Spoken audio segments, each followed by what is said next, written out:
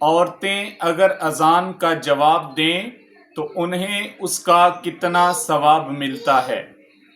اللہ کے نبی صلی اللہ علیہ وآلہ وسلم نے عورتوں کو اذان کا جواب دینے کے متعلق کیا حکم ارشاد فرمایا ہے، کس طریقے سے اذان کا جواب دینا ہے اور انہیں اس پر کتنا ثواب ملے گا، جبکہ عورتوں کے مقابلے میں مردوں کو کتنا ثواب ملے گا۔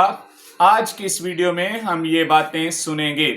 آپ سے گزارش ہے ویڈیو کو مکمل دیکھیے، ویڈیو کو لائک اور دوستوں کے ساتھ شیئر کر دیجیے تاکہ دوسرے بھی اللہ کے نبی کی احادیث سن سکیں۔ تو چلیے ہم یہ بات سنتے ہیں کہ اللہ کے نبی صلی اللہ علیہ وسلم نے اذان کا جواب دینے کے متعلق عورتوں سے کیا فرمایا۔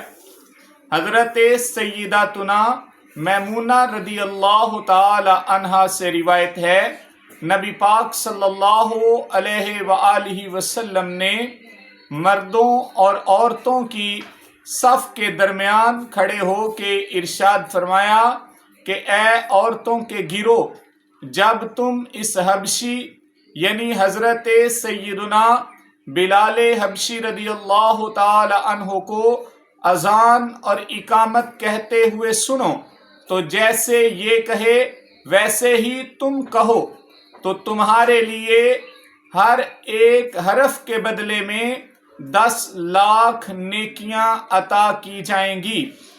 تو حضرت سیدنا عمر رضی اللہ تعالیٰ عنہ نے عرض کی، یا رسول اللہ، یہ تو عورتوں کے لیے ہے کہ ان کے لیے اذان و اقامت کا جواب دینے میں ہر حرف کے بدلے 10 لاکھ نیکیاں ہیں، تو مردوں کے لیے کیا ہے؟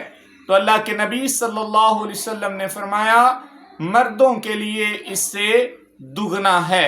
تو پیارے اسلامی بھائیوں اور بہنوں، آپ اس حدیث سے اندازہ لگائیں کہ اتنا آسان عمل کہ صرف اذان اور اقامت کا جواب دینے میں ہر حرف کے بدلے میں 10 لاکھ نیکیاں عطا کی جاتی ہیں۔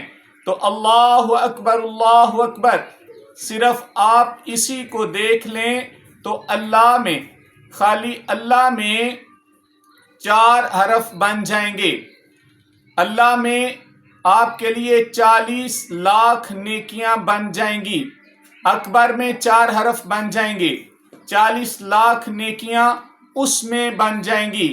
تو اس طریقے سے اگر آپ پوری اذان کی کیلکولیشن کریں تو کروڑوں میں نیکیاں صرف ایک اذان کا جواب دینے میں ملتی ہیں۔